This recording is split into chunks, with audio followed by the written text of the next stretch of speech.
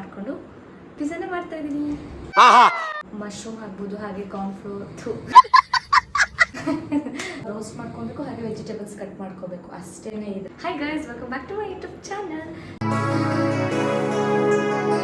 So ಇನ್ನು ಯಾರೆಲ್ಲ ನನ್ನ ಚಾನಲ್ನ ಸಬ್ಸ್ಕ್ರೈಬ್ ಮಾಡ್ಕೊಂಡಿಲ್ಲ, ಬೇಗ ಹೋಗಿ ನನ್ನ ಚಾನಲ್ನ ಸಬ್ಸ್ಕ್ರೈಬ್ ಮಾಡ್ಕೊಳ್ಳಿ. ಹಾಗೆ ನಾನು ಲಾಸ್ಟ್ ವಿಡಿಯೋದಲ್ಲಿ ಹೇಳಿರೋ ಹಾಗೆಯೇ ಪಿಜ್ಜಾ ರೆಸಿಪಿನ ತೋರಿಸ್ತೀನಿ ಅಂತ ಹೇಳಿದೆ, ಅದನ್ನು ಕೂಡ ಮಾಡ್ತಾ ಇದ್ದೀನಿ.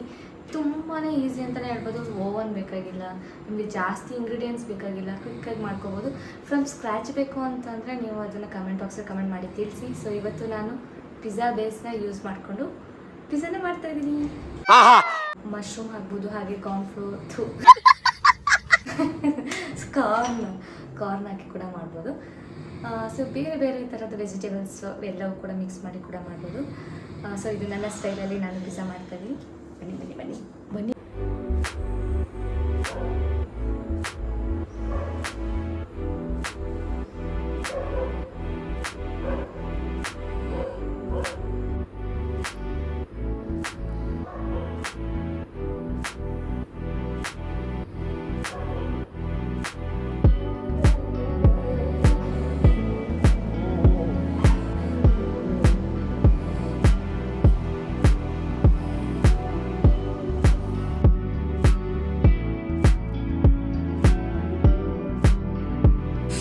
ಹಾಗೆ ಇದರಲ್ಲಿ ನಾನು ಪನ್ನೀರ್ನ ಹಾಕ್ಕೊಂಡಿದ್ದೆಲ್ಲ ಅದನ್ನು ಕಡೆಗೆ ಹಾಕಿ ಚೆನ್ನಾಗಿ ರೋಸ್ಟ್ ಮಾಡ್ಕೋಬೇಕು.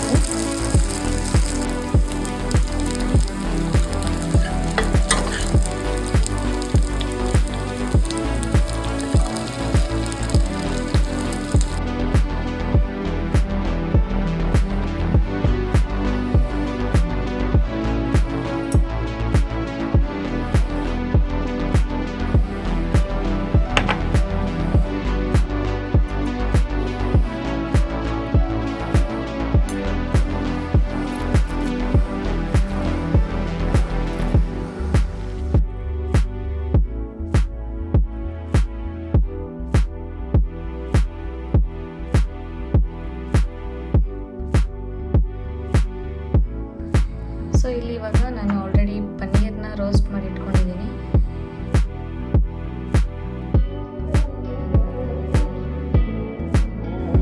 ಸೊ ಇಲ್ಲಿ ಬಟರ್ನ ಹಾಕ್ಕೊಂಡಿದ್ದೀನಿ.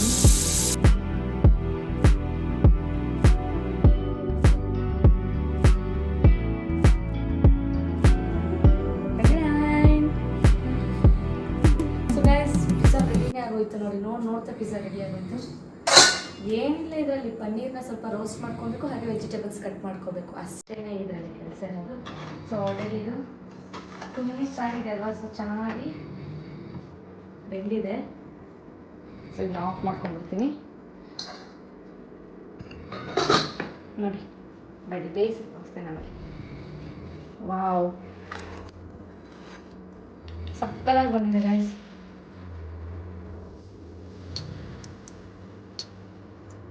ಸೊ ಇವಾಗ ಇದನ್ನ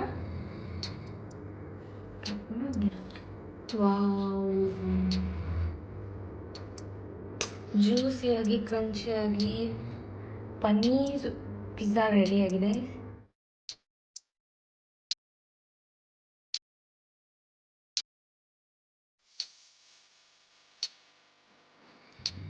ಫೈನಲ್ ಆಗಿ ರೆಡ್ ಚಿಲ್ಲಿ